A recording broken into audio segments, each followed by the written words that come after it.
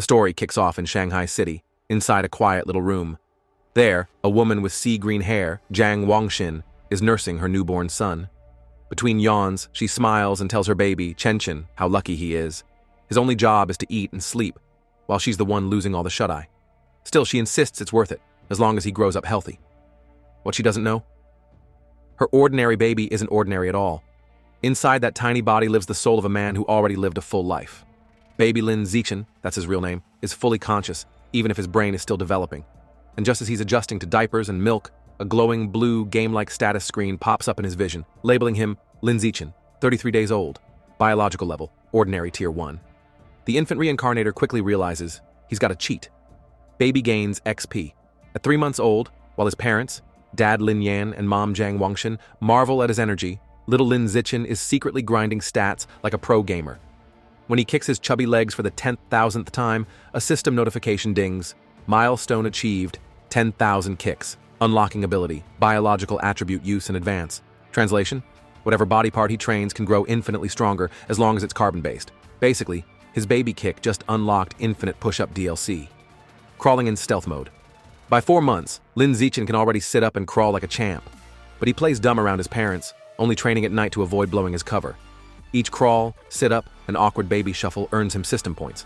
By 5 months, he's walking. By 6 months, he can finally safely show off crawling without looking like a demon child. Then one day, the TV flashes breaking news. Aberrant beasts attacking. Gene fusers and cyborgs fighting side by side. That's when Lin Zichen realizes this world isn't his old Earth. It's a mutated one, swarming with monsters. Humanity only survives thanks to 2 paths. 1. Mechanical ascension, turning yourself into a cyborg. 2. Gene fusion, splicing your DNA with monsters to fight fire with fire. Zichen gulps. Dangerous world, check. His mission? Stay alive, lay low, and train like Rocky with a pacifier. The neighbors arrive. One fateful day, the doorbell rings. Enter Shu Ming in a blue dress, her husband Shenzani, and their purple-haired toddler daughter, Shenking Han, nickname Han Han. When Lin Zichen's baby eyes land on her, he just knows. First friend unlocked, destiny flag raised. Baby gym routines. At 7 months, Zichen's training goes full CrossFit. He's running, jumping, even doing baby sit-ups at night. By 8 months, he's cranking push-ups in his crib when, busted! His mom walks in, blinks, and sees her infant son doing sit-ups like a tiny action hero. She rubs her eyes, mutters about sleep deprivation hallucinations, the perks of being a web novel author, and walks away. Zichen plays dead, literally, by pretending to sleep. Crisis averted. But not for long. During bath time, his mom notices baby abs. Cue screaming. Dad rushes in, sees the 8-pack, and immediately declares their son a once-in-a-million prodigy destined for greatness. Zichen. Phew. They bought the genius baby excuse. Genius baby versus genius baby. Later, the news shows another prodigy. A 2-year-old lifting a 20-kilo dumbbell. Mom hugs Zichen proudly and declares, "My Chen is just as amazing." Zichen. Note to self, lift 20 kilos by age 2. Don't embarrass mom. Level 2, toddler arc. By the time he turns 2, the toddler cheat code pays off. Alone in the storage room, he casually one-hands a 20-kilo weight. Mission accomplished. But then, Zichen! Han Han is here to play. Panic. He drops the dumbbell and rushes out to meet his little purple-haired neighbor, who's now also 2. She beams, offering him a tart. From then on, playdates become unconventional. While Han Han plays like a normal toddler, Zichen straps her to his back like a human dumbbell for weighted training. Perfect plan, except for one recurring problem. Just as he's about to finish a set, warmth, wetness. Han Han has peed on him, again. Our genius reincarnator can face aberrant beasts, cyborgs, and gene fusers, but he cannot escape toddler bladder accidents. At the grand age of 3, Lin Zichen has gone full toddler bodybuilder. He casually one-hands a 40-kilogram weight, then turns on the TV and sees a prodigy 4-year-old struggling with a mere 30 kilos. Zichen smirks. Kid, please, get on my level. Yet despite his monstrous gains, his status screen still insists he's stuck at ordinary tier 1.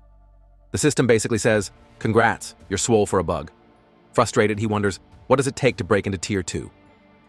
First step into the world. Soon after, he leaves the house for the very first time. Outside, a glittering futuristic megacity. Beastmen stroll the streets, cyborgs hum with chrome, and everything screams, "Welcome to Earth Mutated Edition." He tags along with his mom and the neighbors, Shu Ming and her daughter Shenking Han, Han Han, his purple-haired shadow, to the library. While his mom cheerfully points at the kiddie picture books, Zichen makes a beeline for the encyclopedias, dragging a worried Han Han behind. The moms whisper, Shu Ming, why is he into those scary books? Zhang Wangshin, genes, genius genes. Meanwhile, Han Han just offers him cookies like a loyal sidekick. Through reading, Zichen learns the truth.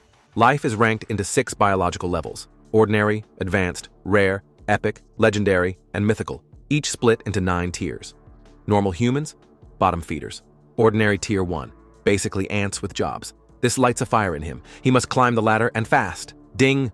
New quest. Read 100 million characters. Reward, celestial root of wisdom. Zichen grins. Mind and body training unlocked. Accepted. Year 4. Kindergarten King. A year later, the little prodigy is 4, entering kindergarten hand in hand with Han Han and their teacher, Miss Yangmei. Thanks to his grind, he finally breaks through to ordinary tier 2. His stats: 1 hand lift, 80 kilograms, high jump, 1.2 meters, 100-meter dash, 10.9 seconds. Basically, an Olympian trapped in a kindergartner's body. But even prodigies face drama. One day, Han Han is crying while other kids chant bedwetter. Zichen's eyes narrow. He leaps into the circle like a mini superhero, glares at the bullies, and growls, "If you bully Han Han again, I'll pee on your beds every day." The kids freeze. The insult is childish, but the menace is real. They burst into tears and quit kindergarten on the spot. Achievement unlocked. Kindergarten Kid King. New quest line opened. Han Han gazes at him with sparkling admiration. Zichen just pats his chest proudly. Protector duties fulfilled. Memory buff and time skip. Half a year later, quest complete. After reading 100 million characters, he earns the celestial root of wisdom. Now he's rocking perfect eidetic memory and peak human learning ability. Time flies. Soon, Zichen and Han Han are almost 7, posing for their kindergarten graduation photo. By then, he's already training with a 200-kilogram barbell and sprinting 100 meters in 7.98 seconds. His vertical leap? Over 2 meters. And academically? He wipes out the entire elementary curriculum before even stepping foot in Sunshine Elementary School. At the national academic competition, he snatches first place effortlessly, just to get the system's title rewards. Meanwhile, he tutors Han Han, raising her from average student to second in the class, right behind him. Sidekick, upgrade successful. Sunshine Elementary Arc school life seems smooth. Zichen breaks every sports record, racks up titles, and balances his hero training arc with babysitting Han Han. Then, plot twist. A new transfer student appears, long silvery blue hair, aura of mystery. The teacher introduces her as Bai Shuer. The class gawks at her beauty. Han Han whispers to Zichen, "Xiao Chen, her hair looks like snowflakes." But Zichen isn't thinking about hairstyles. As Bai Shuer walks past, he senses it. An aura that is not human. Could she be a gene fuser, a cyborg hybrid, or something even stranger? For the first time, the little reincarnator feels it. The real story is about to begin. At first, Bai Shuer is the ultimate enigma. She transfers in, sits at her desk, lays her head down, and basically cosplays as a hibernating bear 24/7. She doesn't talk, doesn't move, barely blinks. Even restroom breaks? Optional, apparently. The class is intrigued at first. Some even snap selfies with the sleeping beauty. But when the novelty wears off and she still refuses to join the party, they move on. Life returns to normal, until 1 month later. The incident. One day, a bizarre phenomenon begins. Bai Shuer starts secreting a viscous white liquid that oozes down her clothes and legs, carrying a foul stench. Note, not the superpower reveal Lin Zichen was expecting. The classroom reacts like a biohazard alarm just went off. "You, gross! What's that smell?" And of course, every school has that one punk. Enter Guan Chun, resident bully. He sneers, makes a crude joke, then takes his water bottle and dumps it over her head, declaring he's washing her out. Cue. Bai Shuer trembling, fists clenched, tears streaming silently as the whole room erupts in laughter. It's cruelty at its ugliest.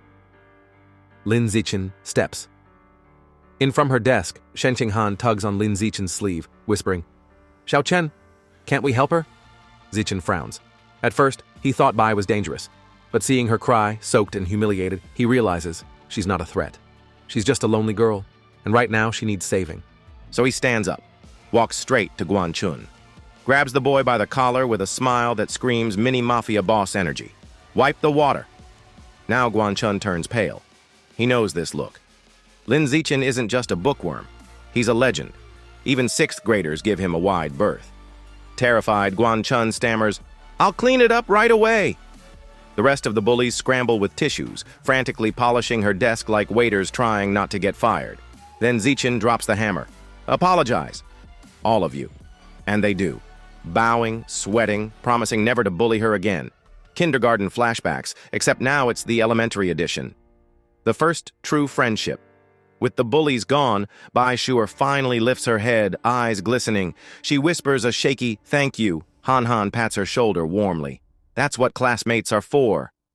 From that day forward, Shen King Han takes it upon herself to be Bai Shuer's first real friend.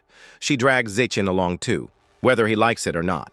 Han Han always offers her best snacks first, while Bai cautiously tests the taste of kindness for the first time.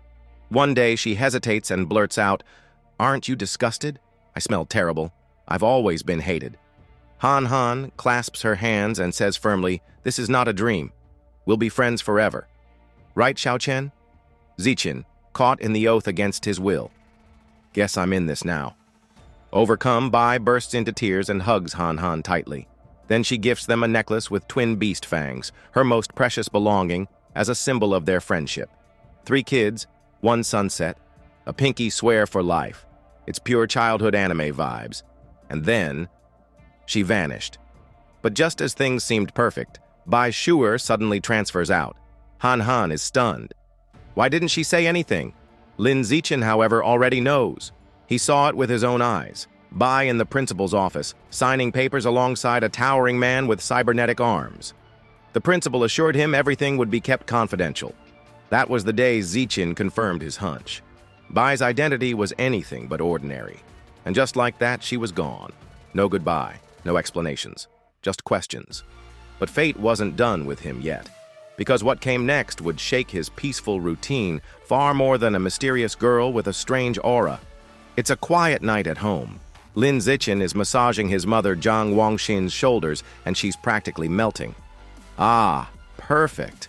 After a whole day of typing web novels, this is heaven, she sighs. Little does she know, her 8-year-old son is basically a professional masseuse. Thanks to his celestial root of wisdom, Zichin has memorized advanced massage techniques like a human spa encyclopedia. Internally, he's impressed. Who knew my genius memory would be this useful? Guess I've unlocked the filial piety DLC, but before Wangxin can fall asleep, the news interrupts with a bombshell report. Breaking news: Kyoto prodigy achieves gene fusion at age 10. The broadcast shows a boy casually lifting a 500-kilogram boulder with one hand. Zichin freezes. He knows that face. It's that guy, his rival. Papa Lin Yan immediately groans. This Kyoto brat again? Do they want him to be a martial arts influencer now? Mom shakes her head. He's just a kid. It's wrong to use him as a guinea pig. Dad shrugs. He's from a 1,000-year-old martial arts family. For them, family comes before childhood. Mom snaps back. Wow, you really know everything, huh? Dad raises his brows. Obviously. And the bickering begins, but Zichin tunes them out, crunching the numbers. Before gene fusion, Kyoto boy could lift 100 kilograms. Now 500 kilograms, a 5-fold boost. Meanwhile, at just 8 years old, Zichin can already hoist 300 kilograms raw, no fusion required. He pumps his fist. Ha! My potential leaves his in the dust. Confidence, plus 9,999. And then, the true horror. But that smugness lasts all of 5 minutes. The next segment shows a neighboring country reduced to rubble, a massive explosion, entire city gone. The footage cuts to giant aberrant rats swarming the ruins, their massive jaws clamping down on screaming civilians before, well, let's just say it's not PG. The news anchors report that a cult called the Heretics was behind the attack, an anti-human group that worships aberrant beasts and manipulates them for destruction. Zichin gulps. Okay, lifting weights is cool. But how do you train to not get eaten by a 3-story rat? He feels grateful his own country is safe and powerful. A perfect place to grow strong while keeping his head down. That's when the night sky shatters with sonic booms. Rushing to the window, he sees a squadron of heavily armed cyborgs streaking across the city like fighter jets. The sight makes his stomach drop. So much for safe and peaceful. Something big is happening. Necklace glows. By morning, everything looks normal again.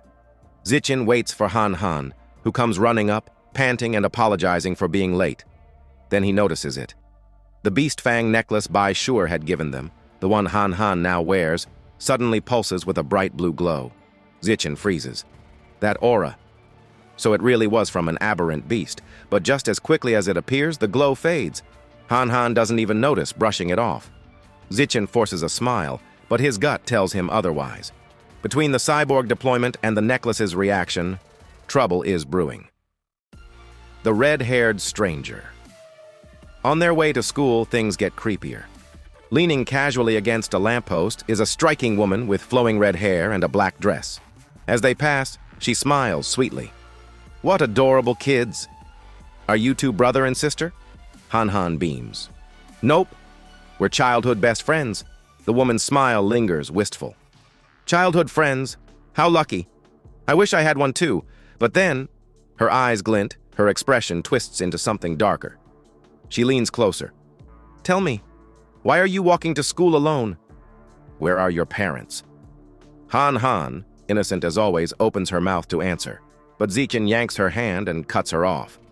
We're gonna be late. He drags her away without a second glance, leaving the mysterious woman behind. Once they're safe, he kneels to Han Han's level, sighs, and says firmly, Don't talk to strangers. Ever. She nods obediently, cheeks puffed in embarrassment. After school, Lin Zichen decides to take a shortcut through a deserted alleyway. Han Han hugs her backpack nervously. This place is creepy. Zichen waves it off like a tour guide. Relax. The whole area is scheduled for demolition. Everyone's already moved out. Totally safe. Narrator's note, whenever a protagonist says totally safe, you know it's about to be totally not safe. Sure enough. Finally out of school, are we? The red-haired woman from the morning strolls out of the shadows, smiling far too sweetly for comfort. Beside her is a human mountain of muscle named Shang. She waves like a friendly aunt. Over here, Shang. The kids are right here. Zichen stiffens. Wait. I purposely took a different route. How did she... The woman coos. Don't be scared, darlings. Come here. I've got treats. Shang rolls his eyes. Enough nonsense. Just knock them out already. I'm in a hurry to sell them for cash. And with that, the musclehead lunges at them with a cloth in hand. When an 8-year-old punches like a bulldozer, Zichen reacts instantly. He shoves Han Han out of harm's way, plants his feet, and cocks his fist back. System buff plus adrenaline boost equals one very unlucky kidnapper. BAM. His tiny fist connects squarely with Shang's jaw. The man doesn't just stop. He flies backward down the alley like a rag doll on a trampoline, coughing blood and wondering which truck just hit him. The red-haired woman's jaw drops. Did an elementary schooler just send a 200-pound man flying? Zichen doesn't wait. He turns on her next. Before she can even gasp, he slams a punch into her stomach, follows with an uppercut. KO! She's out cold. Standing over their unconscious bodies, Zichen's expression hardens. He picks up a brick. No cameras, no witnesses. If they live, my powers get exposed. Best to tie up loose ends. Then the real horror arrives.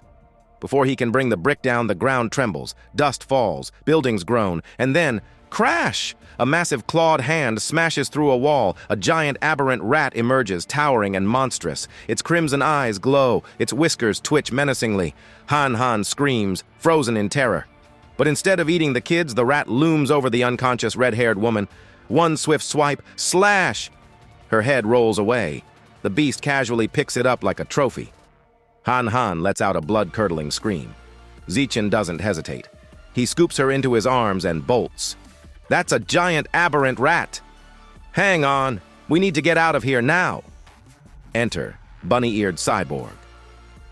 As they sprint, a flash of red and gold streaks across the sky. A blonde female cyborg, helmet adorned with sleek rabbit ear attachments, dives into the alley. She's so fast, she looks like a streak of lightning. Han Han, clinging to Zichen's back, gasps. She's so fast! The cyborg lands behind the rat, gauntlets glowing. Deploying anesthetic smoke. Boom, boom, boom! Her projectiles erupt against the beast, filling the alley with fiery explosions and choking gas. Zichen shields Han Han with his body, teeth gritted.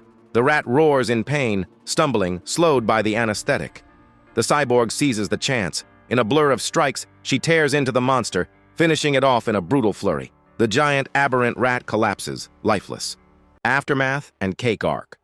That night, Zichen watches the news replay of the battle. He analyzes like a true future tactician. Her power level isn't that high. She had to weaken the rat first, and even then it took her 7 minutes to finish the job.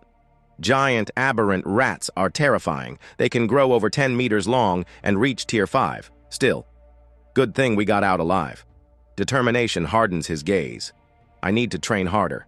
If I want to protect Han Han, I can't rely on bunny cyborgs to bail me out every time. Cue montage, Zichen in his training space, squatting with a heavy barbell, system notifications popping like mobile game achievements.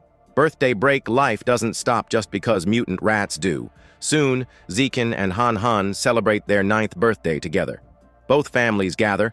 A massive cake sits at the center, candles flickering. They blow out the candles, exchange wishes, then gifts.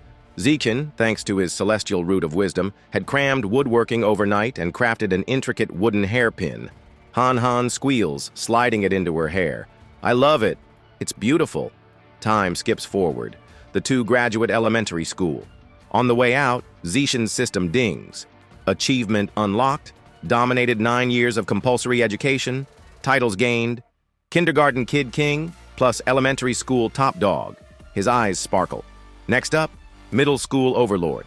Reward, survival of the fittest attribute. While most kids spent their summer break leveling up in video games, Lin Zichen spent his leveling up in real life. His regimen? 1,000 push-ups with a boulder on his back because dumbbells are for mortals. 10-kilometer runs that ended with system notifications instead of sweat stains. And then it happened. Ding. System notice, biological level breakthrough, ordinary 3rd tier. His new stats, one-hand lift, 700 kilograms, basically forklift mode. Vertical jump, 4 meters, NBA scouts weep. 100-meter dash, 6 seconds flat, Olympics canceled. Zichen wipes his brow and thinks, I wonder how the Kyoto Prodigy is doing. Kyoto Prodigy. The return. Coincidentally, the TV answers his question. Breaking news! At 14, the Kyoto Prodigy has fused with giant ant genes. Watch as he casually one-hands a 2,000-kilogram alloy block. His parents gawk. His dad mutters, show off. They're turning this kid into an influencer. Meanwhile, Zichen calculates like a smug mathematician. Giant ant genes multiply strength by 4 to 8, which means, without the boost, his real lift is about 500 kilograms. I'm already stronger. Huh. Zichen fist pumps. Just wait till I start fusing genes. I'll be unstoppable. Welcome to middle school. Because he was the city's top student, every elite middle school begged for him. Zichen chose Shanghai Middle School, on one condition. Shenning Han had to be in his class too. During registration, the principal and homeroom teacher practically roll out a red carpet. We're counting on you, Lin Zichen. Zichen smiles politely, but inside, I only came here for the badminton courts. Badminton bloodbath. On the court, Shenning Han twirls her racket dramatically. Fairy's curveball serve. The shuttlecock sails through the air. Zichen casually catches it mid-flight like he's picking fruit off a tree.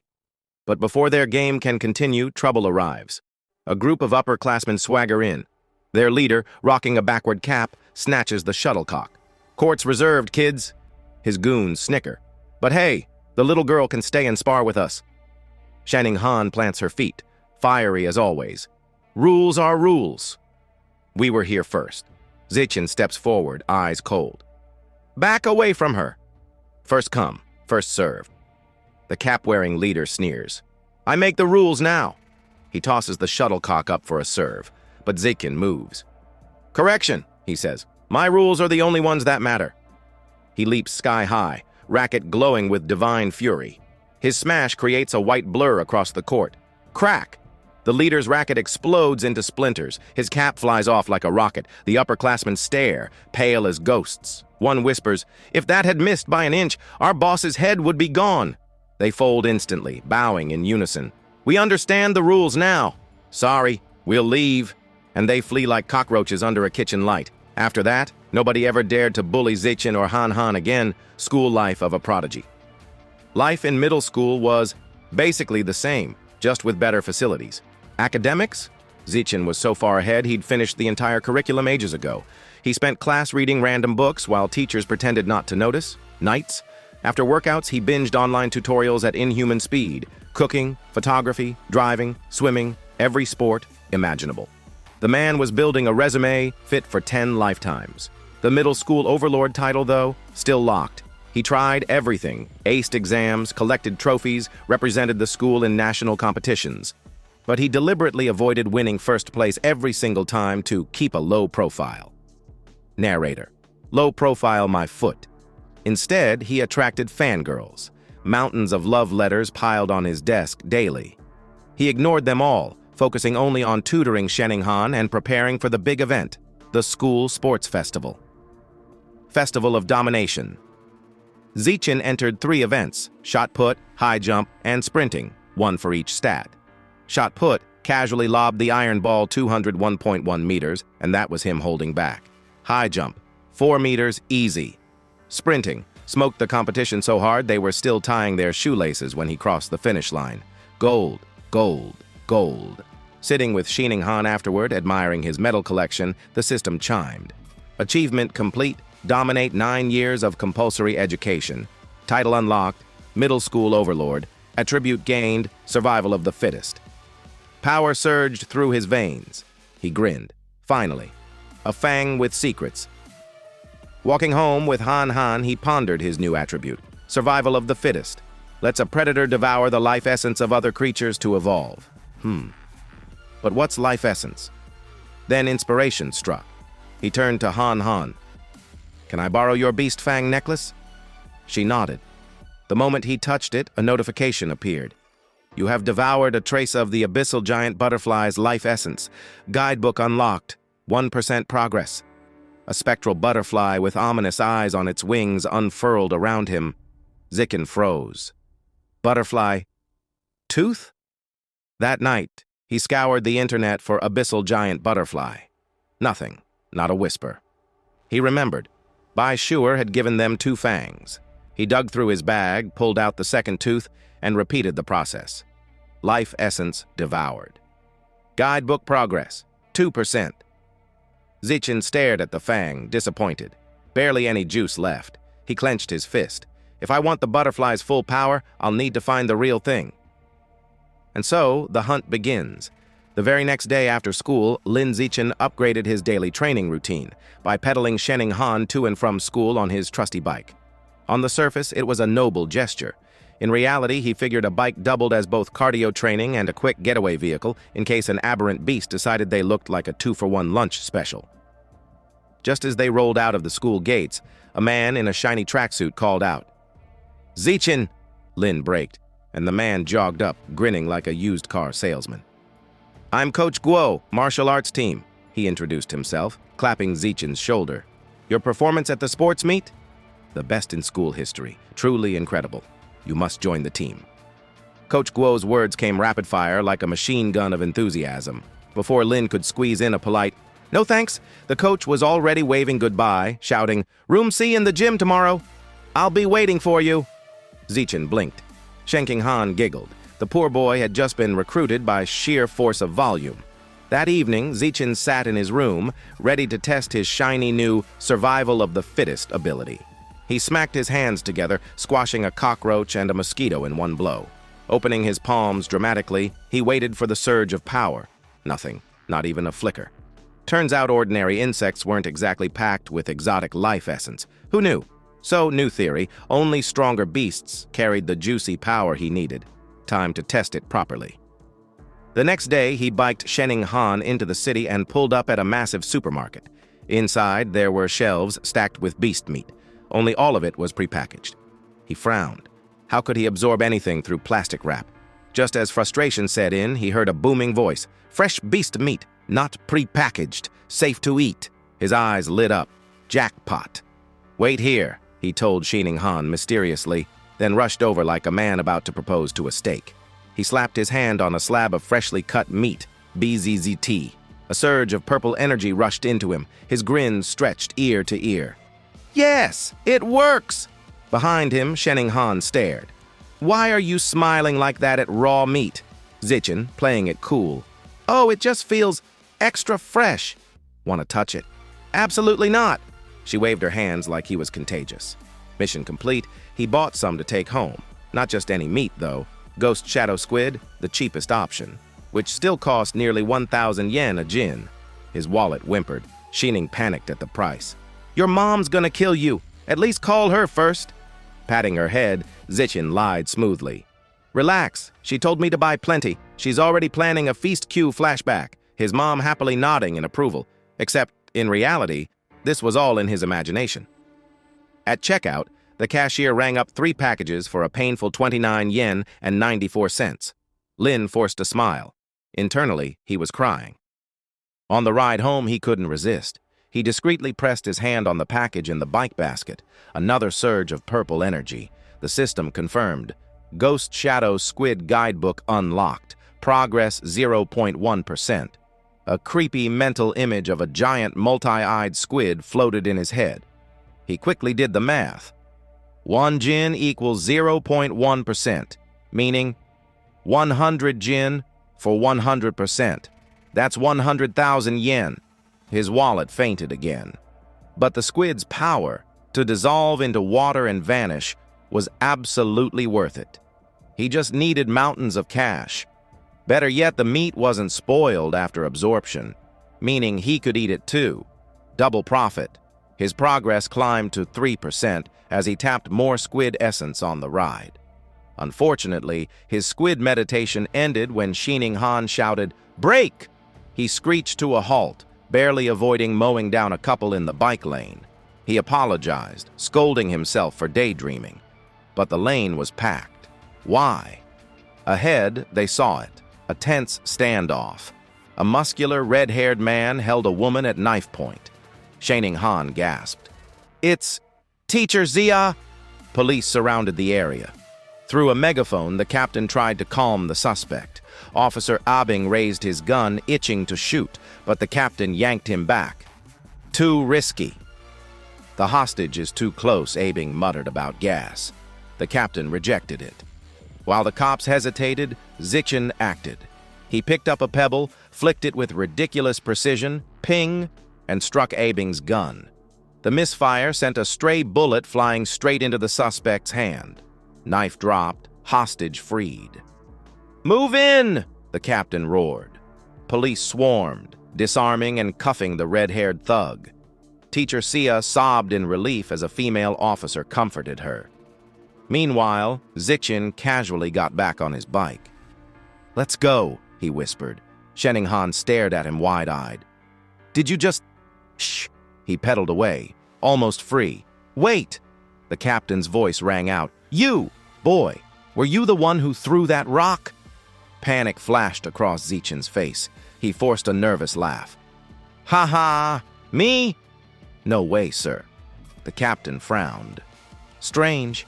You'd think someone would admit to a good deed, especially when there's a reward for bravery reward. The magic word." Zichin's brakes screamed as he spun back around, skidding to a stop in front of the captain.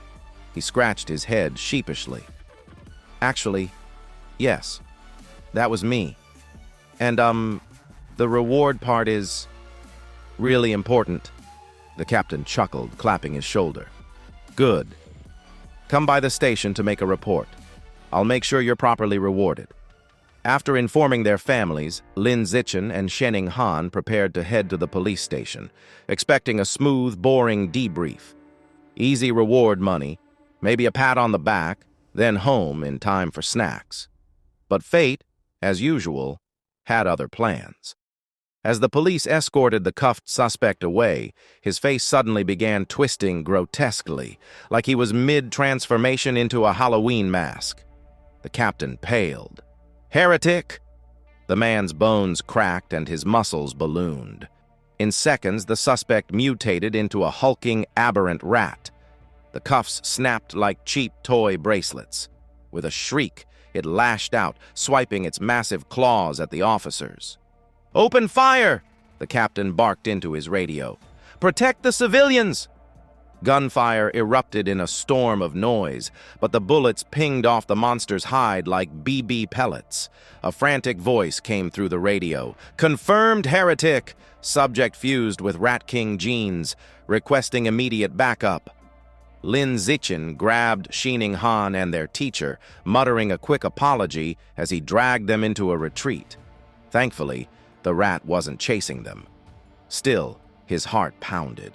He really didn't feel like becoming Rat Chow today. Then, the sky lit purple. A sleek figure streaked down from the heavens, landing with a boom that shook the street. A female cyborg in gleaming armor, her short, dark purple hair catching the light. She reeled back a metallic fist and smashed the rat square in the jaw, staggering the beast. Hovering into the air, her chest plate split open to reveal a glowing core. Fire! A blinding beam of purple energy tore out, engulfing the mutant. The rat's roar of agony was cut short as it was disintegrated into a smoking pile of charred flesh. Everyone stared, stunned. Teacher Sia and Shining Han both exhaled in relief. Zichin, however, was staring at something far more important, his bike. Thank the heavens, he sighed. Not even a scratch.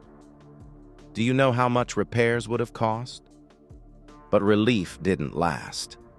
A foul stench hit him. He looked into the bike basket and his stomach dropped. The ghost shadow squid. His precious, overpriced squid, spoiled. The meat had turned gray and limp, oozing stink. He realized the truth. Absorbing life essence did spoil the meat, but only after a short delay. Grimacing, he lifted a tentacle with tragic solemnity. Putting on his best Oscar-worthy performance, he dramatically tossed it to the ground. Damn you, heretic! Damn your rat cult! Even the cyborg's laser couldn't spare my dinner. Teacher Zia patted his shoulder kindly. What matters is that everyone's safe. Zichin nodded, mourning his wallet more than the squid. At the captain's request, they rode with the security team to the station. Unfortunately, they were crammed into the same van as the scorched heretic remains. The smell was indescribable. Even Zichin's squid smelled better.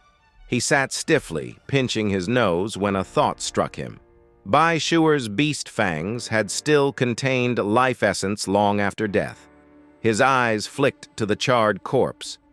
Could there be essence left in that too? And if so, could I snatch some Rat King genes for myself? Curiosity won. He discreetly reached a hand toward the remains. The instant he touched, scorched flesh. Bezizt. A powerful surge of red energy shot into him. System prompt. Devoured trace of giant Rat King's life essence. Guidebook unlocked. Progress 5%. His jaw nearly dropped. That was more than the squid gave him by orders of magnitude. Freshness mattered.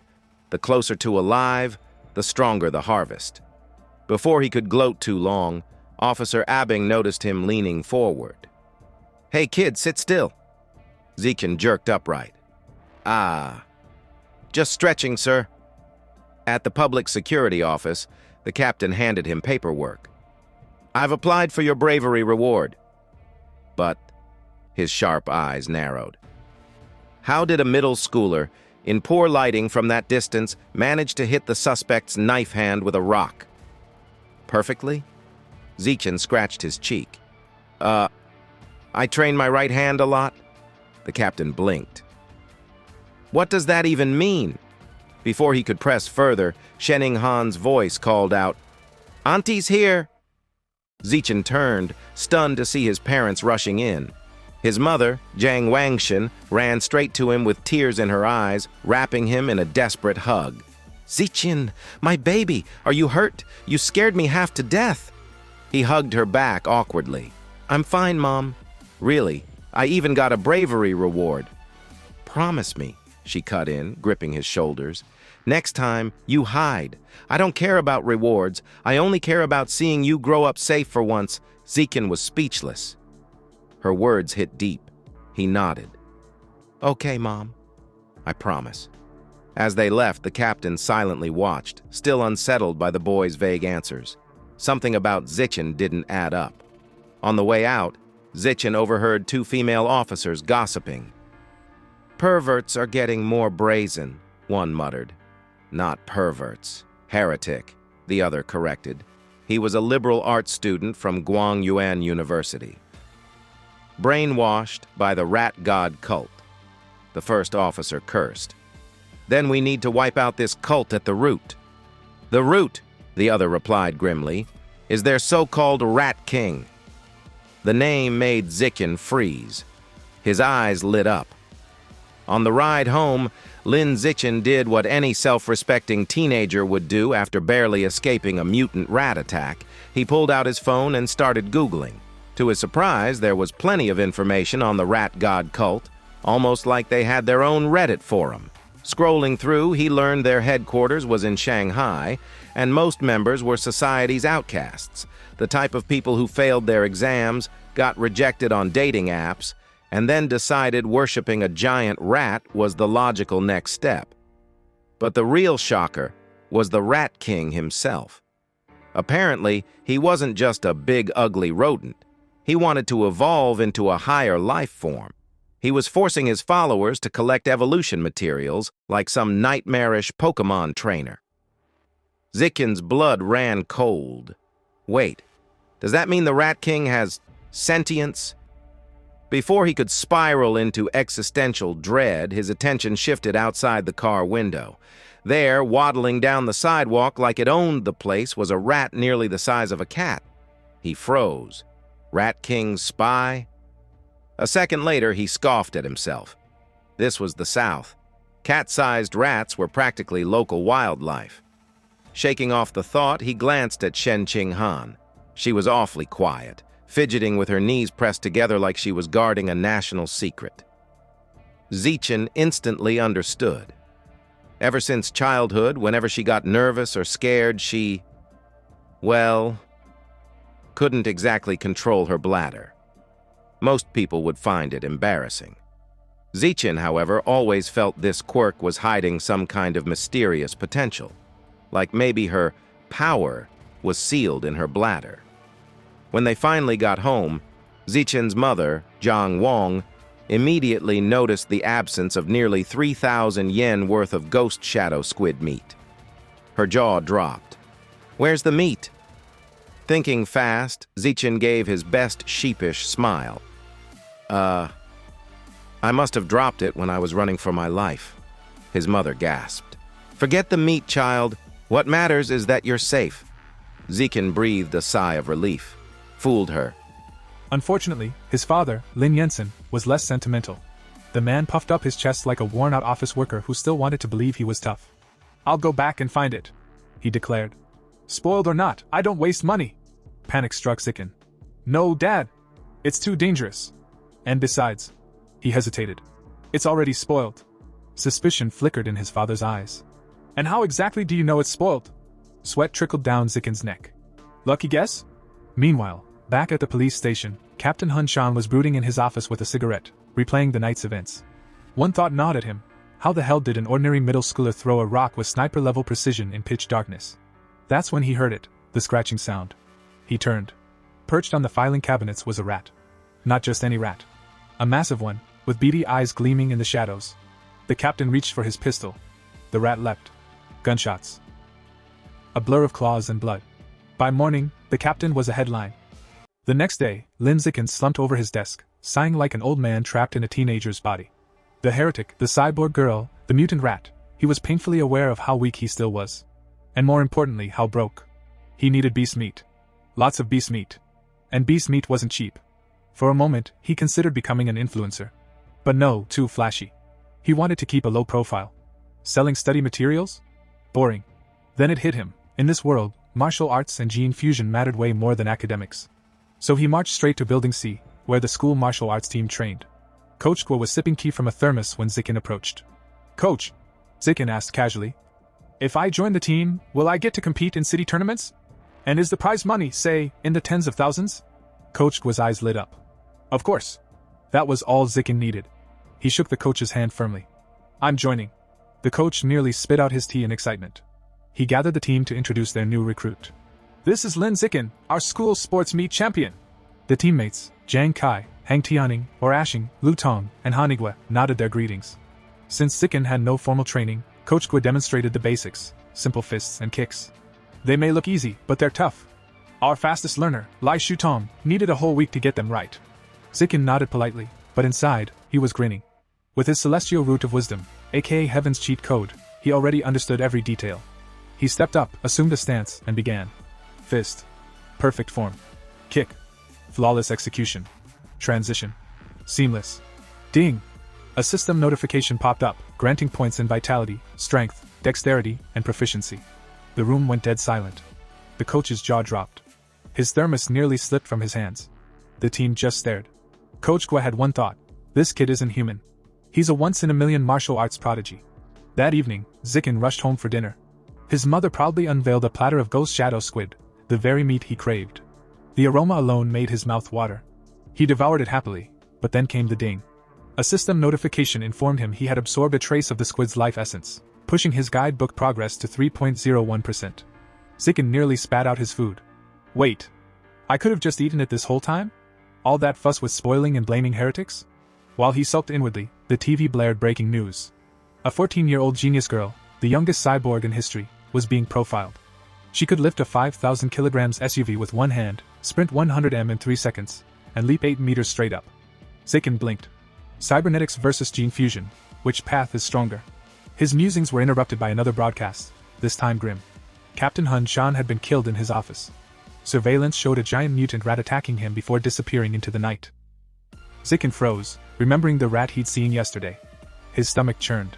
The danger was growing. He needed to train harder. So he did. Days later, his stats were insane. He could sprint 100 meters in 4.61 seconds, jump 5.3 meters high, and lift 1,200 kilograms with one hand. Not bad for a normal middle schooler. But trouble, as always, found him. The next morning, Shin Qinghan followed him curiously to the gym. On the way, a pink-haired girl shyly offered Zikin a bottle of milk.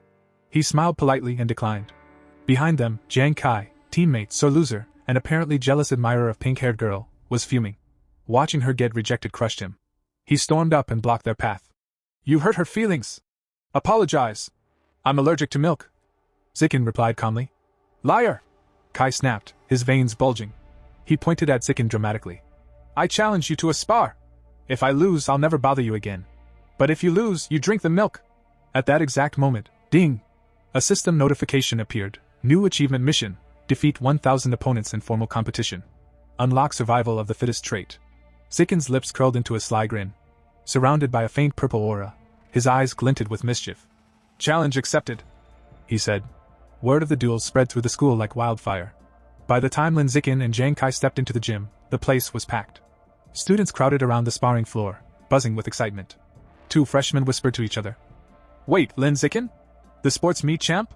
Yeah, and he's fighting a senior. This is gonna be legendary. The crowd was very clearly on Zikin's side. Female fans screamed encouragement, telling him to teach that bully a lesson. The pink-haired girl from earlier stood at the front, phone in hand, ready to immortalize the moment for social media. Jiang Kai, meanwhile, was fuming. Everyone seemed convinced he was going to lose. Ha! Just because he's been shining for a month, they think he's invincible? This duel will be my redemption arc. Lin Zikin, in contrast, looked utterly unfazed. Can we make this quick? I need to get home for dinner. The word stabbed into Jiang Kai's pride like a hot knife. He smirked coldly. Fine. Quick it is. Coach Gua stepped between them, raising his hand. Remember, no killing blows. The match begins. Wait. Jiang Kai interrupted with a smug grin. To make this fair, I'll give you 3 free moves. After all, I've trained for nearly 2 years. You? Barely a month. The crowd murmured. How generous. How noble. How utterly condescending. Zikin just nodded. All right. And then boom. Before Jiang Kai could even blink, Lin Zikin blurred forward. His fist crashed into Jiang Kai's nose with the force of a freight train. Blood sprayed. The senior flew backward, collapsing to the mat in an unconscious heap. 1 punch. 1 second. The entire gym froze in stunned silence. Coach Gua dropped his thermos. The fight is over. In 1 punch. The crowd erupted in chaos. Girls screamed his name. Shin Qinghan threw her fist into the air, shouting like a die-hard fangirl. The pink-haired girl squealed while live-streaming, her phone trembling from excitement. Zikin glanced at his system. Ding! Mission update. By defeating a rival and earning the affection of the opposite sex, you've gained priority mating rights. His progress toward natural selection was now officially at 1/1000. He sighed inwardly. Still 999 to go. This is going to take forever. So he turned to the rest of the martial arts team. Smiling just a little too warmly, he asked, Shall we spar next? The team members went pale. I have to cram tonight. My mom's waiting with dinner. I think I'm coming down with the plague. Before they could escape, Jiang Kai stirred. Wobbling to his knees, he glared at Zikin. You sneak attacked me. I demand a rematch. Coach Gua barked. Enough. Accept defeat like a man. Then, rubbing his chin, he muttered. Unless, it really was a lucky punch. Let's test it. Xiaozi, step up. A spiky-haired boy froze like a deer in headlights. And me? See, can't we just, play cards instead? Despite trembling, he assumed a fighting stance. 10 minutes later, several martial arts members lay groaning on the gym floor, clutching bruises. Zikin stood over them, dusting his hands. He hadn't even gone all out, just a few. Light taps. He checked his system again. Nothing. No progress. Damn. Friendly spars don't count. Only official matches do. Just then, a heavy hand clapped his shoulder. Coach Gua's face gleamed with unholy delight. Lin Zikin! You're a prodigy. With you, our team will dominate regionals. First place is ours. Zikin's eyes lit up. The tournament, of course. Official battles, one after another. This is my fast track to 1,000 victories. But before his grand plans could spiral further, a voice croaked out. Jiang Kai, barely upright, pointed at him dramatically. Lin Zikin! I acknowledge you. From this day forward, you are my superior, my master, my... Okay, that's enough. Coach Gua cut in quickly. Xin Qinghan looked horrified. The pink-haired girl turned off her phone. Even Zikin shivered at the bizarre declaration. The crowd scattered fast, leaving Jiang Kai alone, still rambling about loyalty and honor to absolutely no one. In this world, high schoolers had to choose martial arts or academics. Given the growing danger of aberrant beasts, martial arts was the obvious path. Xin Qinghan, determined not to fall behind, threw herself into training with Zikin. Their daily routine was brutal, a 30,000-meter run, an hour of sparring, countless push-ups and sit-ups. At the end, Zikin would even give her massages to ease her sore muscles, though Xin Qinghan always turned bright red. And Zikin? He trained twice as hard, hell-bent on reaching the top before the rat god's cult grew any stronger. 1 month later, the big day arrived. The regional martial arts tournament. The gym buzzed with banners, teams warming up, and the smell of fried snacks from the stands. Lin Zikin stood tall at the entrance, eyes sharp, fists clenched. This was it. The battlefield that would decide his future. And the fastest way to rack up 999 more wins. The regional martial arts tournament was being held at the massive city gymnasium, a place so big it felt like a sports anime opening was about to start at any moment. The arena was packed to the rafters with students, parents, teachers, and at least one confused old man who had just wandered in for free snacks. In the waiting area, the air was thick with tension. Coach Gua paced back and forth like a man trying to find a bathroom during halftime. He checked the match roster, then dramatically slammed it down.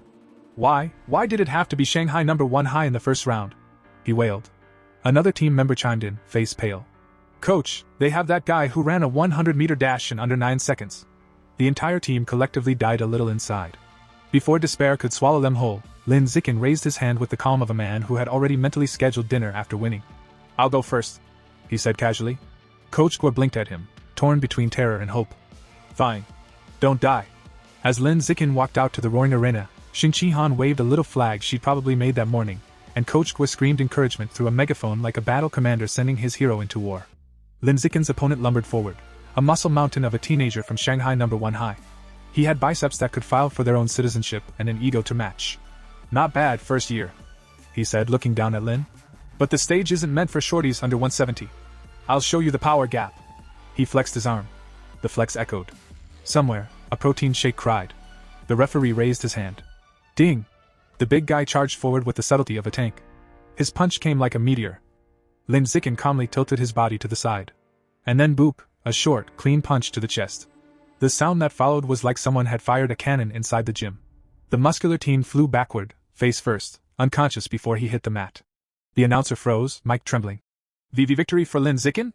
On the sidelines, Xin Qinghan jumped up and yelled. That's my Xiao Qin! The rest of Shanghai High's team swarmed Coach Gua, screaming like they just won the lottery. He's insane! All that muscle was just decoration! Bros built different. Meanwhile, on the other side of the ring, the opposing coach was absolutely losing it. What did I say about footwork? His fallen student, of course, couldn't respond. He was somewhere in dreamland, probably reliving his kindergarten years. Back in the ring, Lin Zikin got a crisp system notification. Tournament rival defeated. Elimination count, 2,100. He clenched his fist, feeling the satisfying weight of progress. The opposing coach, still clutching his clipboard like a drowning man clings to driftwood, pointed to his next fighter. Chen Fang. Crush him. Chen Fang, cool, calm, composed, stepped into the ring. He wasn't cocky like the last guy. He looked like someone who actually trained instead of just skipping leg day for 5 years. The announcer signaled the start. Chen Fang moved like lightning, striking with flawless technique. But Lin Zikin caught the kick with one hand. Chen Fang's expression went from, "I got this," to, "Oh no." Then, with all the grace of a helicopter crash, Chen Fang spun midair and landed flat on his back. KO. Medics sprinted in with a stretcher. Someone shouted something about getting a head scan. The crowd was stunned. What just happened? Is he hacking? This tournament is rigged. A few furious parents demanded refunds. Meanwhile, the opposing coach sat on the bench, face buried in his hands, muttering, "It's not luck. This kid, he's a monster." And somewhere in the crowd, Lin Zikin cracked his neck, calm and ready. This was just the warm-up. Back in the waiting area, Coach Guo was a changed man.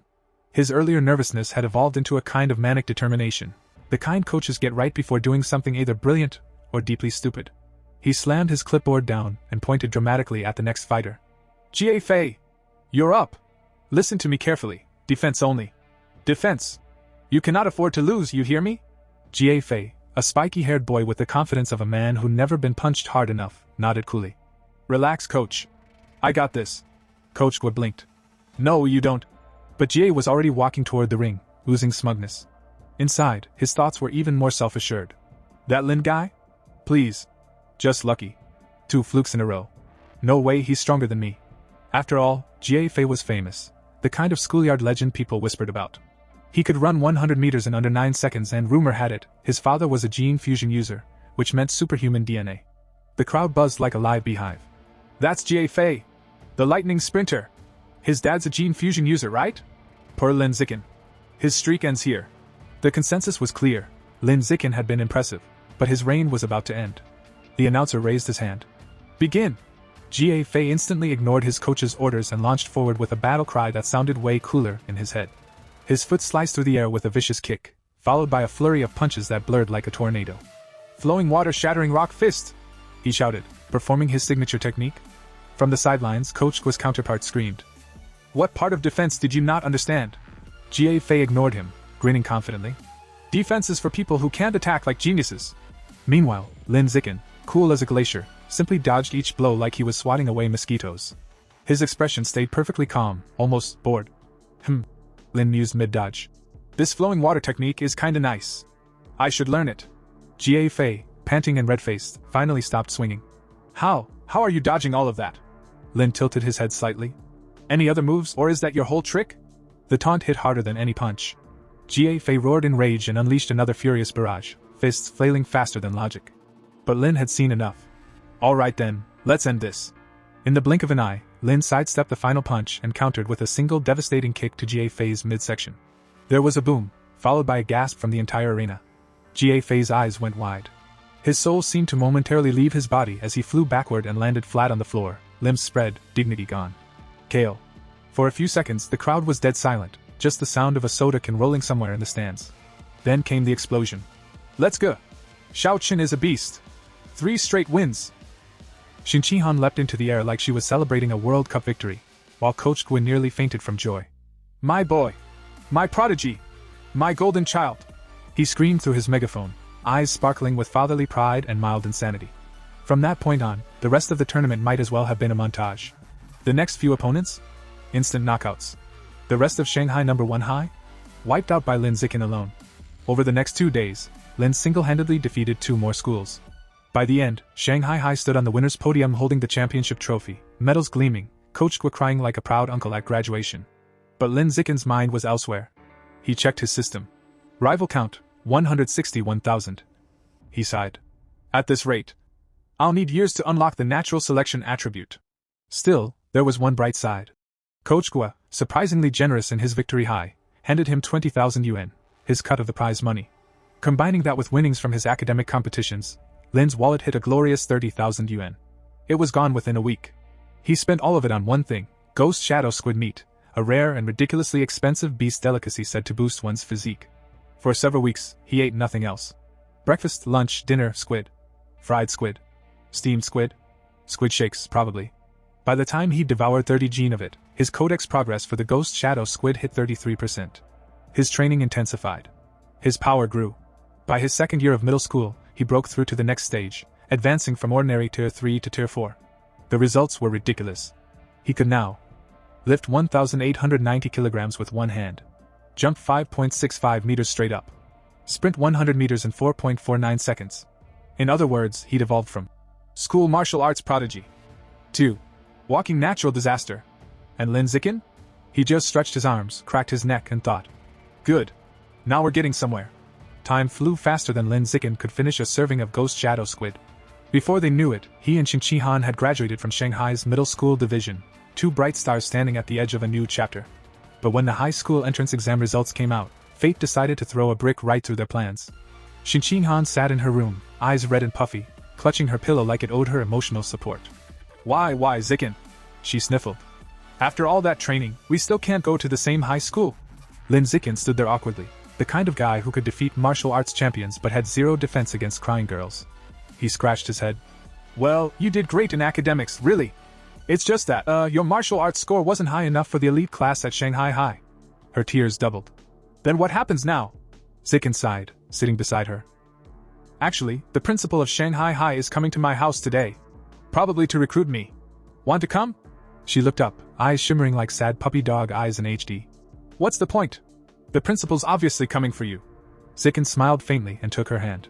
Then let's make it about us. Before she could protest, he pulled her to her feet and said, Don't worry. I've got a plan. My one condition for staying at Shanghai High, you're my desk mate. Sure enough, a few hours later, Principal Zhao of Shanghai High arrived at Lin Zikin's home, elegant, sharp, and radiating the kind of confidence only someone with tenure and power could possess. For several hours, the principal sat with Zikin, his mother, and Qin Han, discussing everything from education, martial arts training, to how much potential Lin Zikin had. She was practically glowing as she said, You are the kind of student every school dreams of, Lin Zikin. Shanghai High needs you. When the long discussion finally ended, Principal Zhao stood and made her final pitch. If you agree to stay, you may name any condition. I'll make it happen. Zikin's eyes gleamed. This was the moment. He stood, cleared his throat, and said with absolute seriousness, I have only one condition. Qin Han must be in my class. As my desk mate. The room went dead silent. Qin Han froze like a deer caught in headlights. Principal Zhao blinked, then turned to her. Qin Han, that's your name? The girl nodded shyly. The principal smiled. Then it's settled. You'll both attend Shanghai High. Together. Zikin and Qin Han both stared, mouths open, before bursting into smiles of pure joy. Thank you, Principal. They shouted in unison, bowing so fast it almost looked choreographed. And just like that, their future was secured. Before the summer ended, Lin Zikin had one more thing to take care of, his final junior high martial arts tournament. At this point, it was less a competition and more a one-man show. He tore through the brackets with ease, his punches ending matches before the announcer could even finish saying, Begin! Naturally, Shanghai Middle won another championship, and Lin pocketed the prize money like a professional. This time, though, he had a plan. With this money, I can finally finish the Ghost Shadow Squid Codex. He took his winnings, stocked up on squid meat like a doomsday prepper, and headed out to a secluded forest outside Shanghai. Alright, let's do this somewhere quiet. Just in case I explode or something. He began devouring the last of the squid meat, and soon a brilliant blue aura surrounded him. The ground trembled, his system pinged like a jackpot machine, and his body overflowed with power. Codex progress 100%. You have unlocked the Ghost Shadow Squid Codex. New attribute, Blessing of Liquid Affinity obtained. The description popped up. Enhances affinity with water. Grants movement freedom and stealth in aquatic environments. Zikin blinked. So, I'm basically a better swimmer now. He stared at the limp squid tentacles in his hands, unimpressed. Still, to be sure, he decided to test it. At a nearby pond, Lin Zikin slipped into the water like a man testing the world's least exciting superpower. He waited. Nothing. Then he realized. My skin's not wrinkling. He swam a few laps. Oh, less resistance. That's something, I guess. After a while, he sat waist deep in the pond, staring at his reflection, looking more like a depressed mermaid than a martial artist. All that effort, for a glorified bath perk. He sighed deeply, then smirked. Fine. It's a low-tier beast. Can't expect too much. Next time, I'll get a real one. His thoughts drifted to the giant mutant rats he'd once encountered. The image reignited a spark inside him. He clenched his fist, eyes burning with determination. No more small fish, or squid. From now on, I'm hunting the big ones. And with that, the young prodigy's next evolution truly began, dripping wet, slightly annoyed, and more determined than ever. As the start of the new school year approaches, Lin Zikin and Shening Han's families decide to take a short seaside vacation. Lin suggests they go to the beach, partly to relax, but mostly to test his new liquid affinity. Once they arrive, Shin-Chin-Han immediately starts shivering. It's freezing, she complains, hugging herself. Lin, however, feels perfectly comfortable, his body seemingly in sync with the sea. You'll get used to it. He laughs before diving gracefully into the waves. Underwater, his system instantly reacts, swimming +1, diving +1, rewarding him for each stroke. From the shore, Shin-Han nervously calls out, Zikin! Teach me how to swim! Realizing she's never learned, Lin wades back and begins teaching her. He expects it to take hours, but she surprises him. Within minutes, she's gliding effortlessly through the water. Hey, this is actually easy, she says, diving smoothly below the surface. Lin blinks in disbelief. There's no way, he thinks.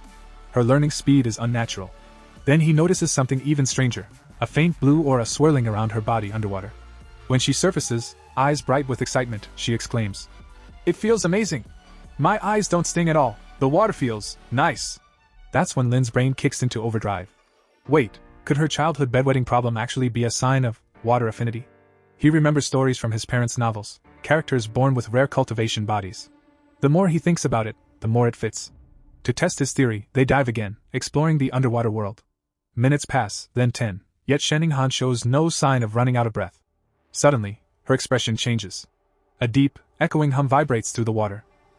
They both look up, and the sea itself begins to swirl with glowing blue light. Shin-Han gasps, clutching her ears. It's a voice! She cries, panic in her eyes.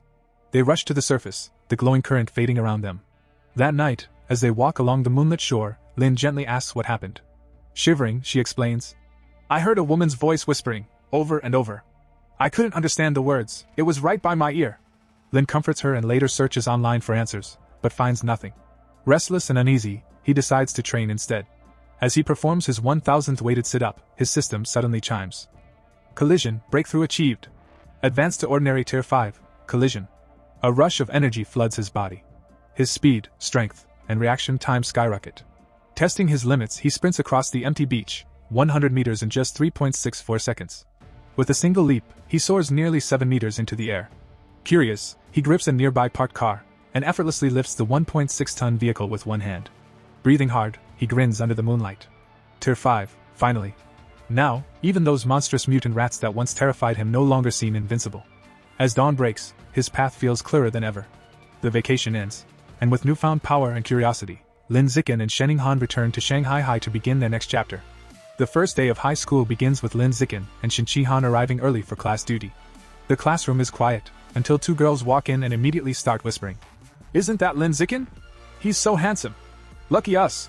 We get to do class duty with him. Lin pretends not to hear, but internally he's confused.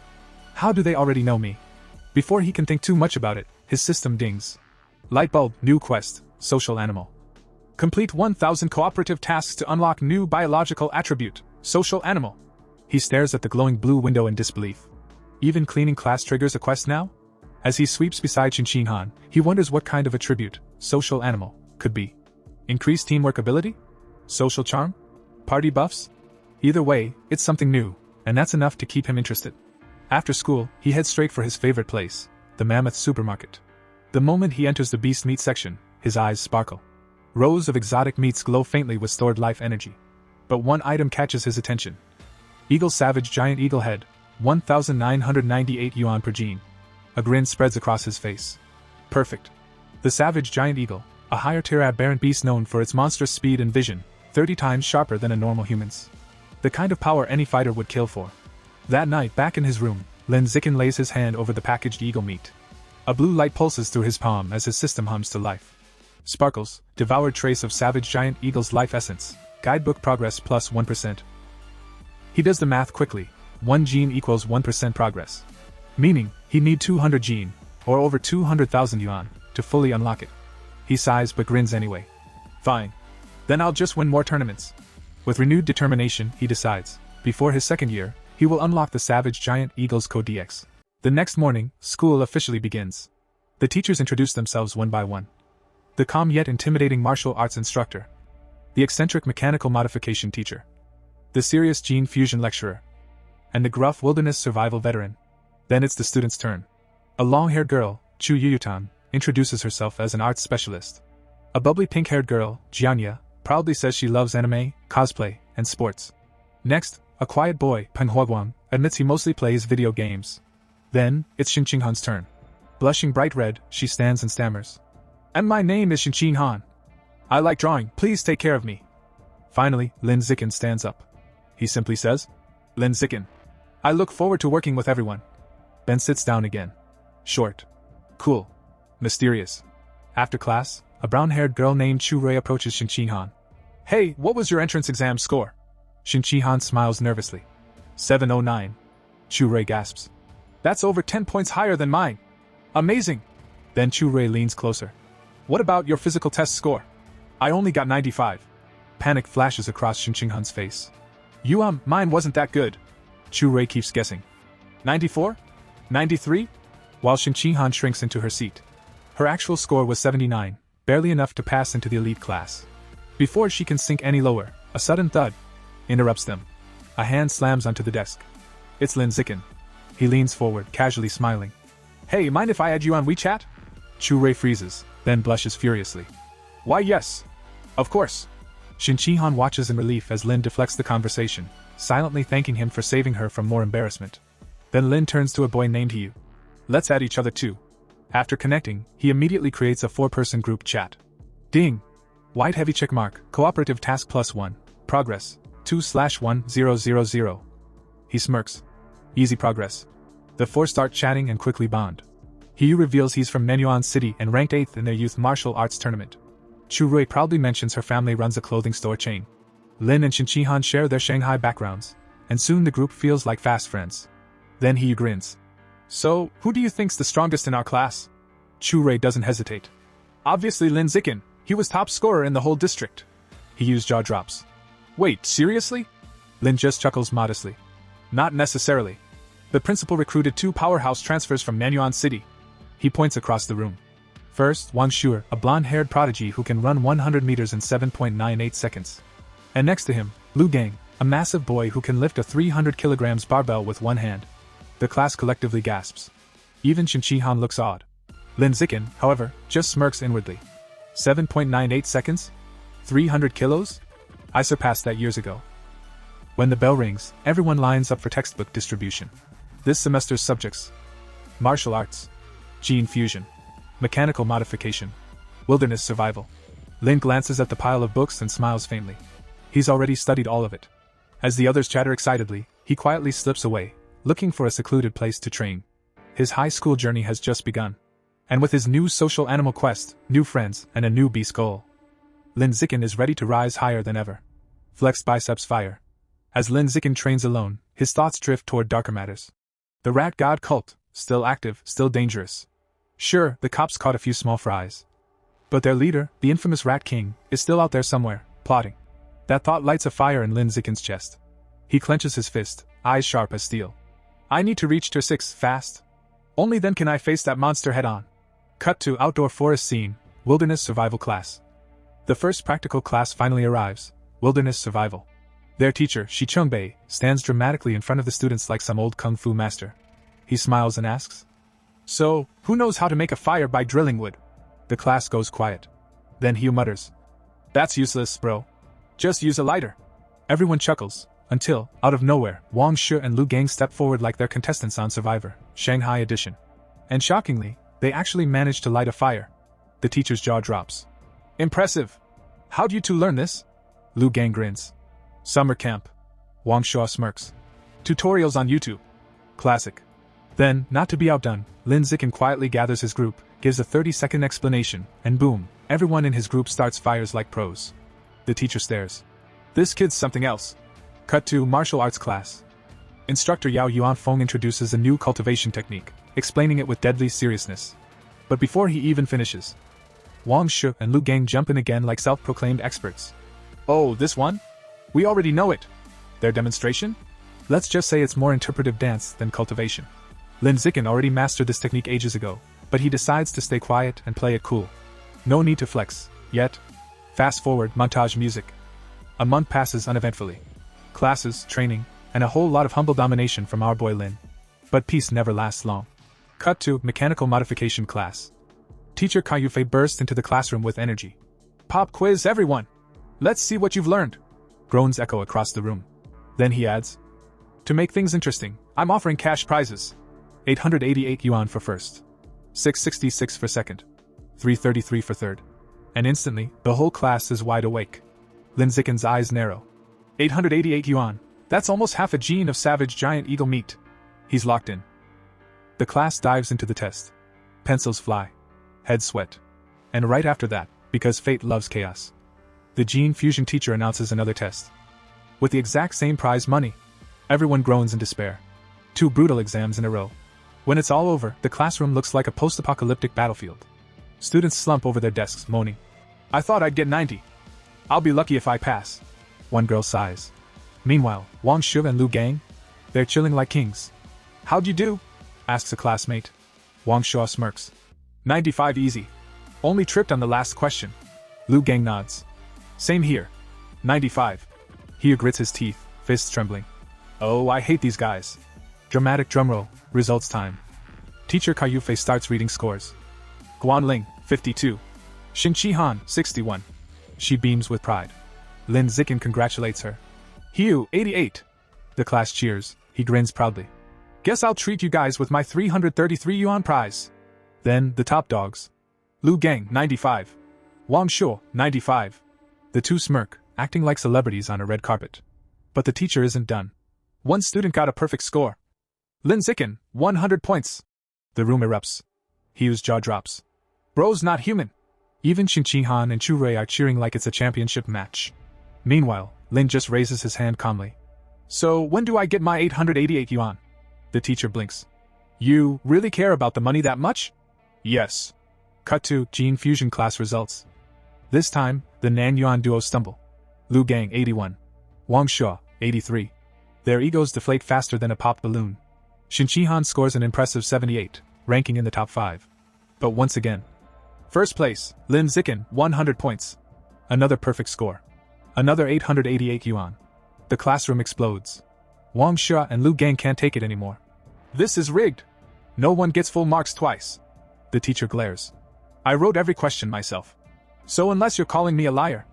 Dead silence. Hiu and Chu Rui burst out laughing. "Disgrace to Nan Yuan. Uncultured and ugly."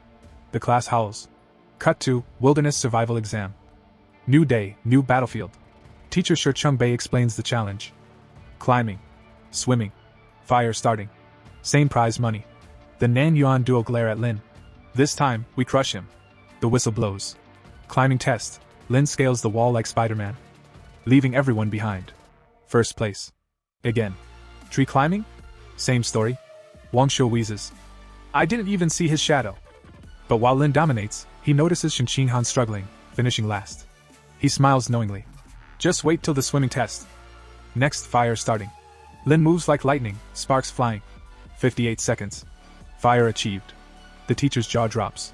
Wang Shu and Lu Gang stare like they've just seen witchcraft. Finally, swimming. Xin Qihan dives in, and transforms into a torpedo.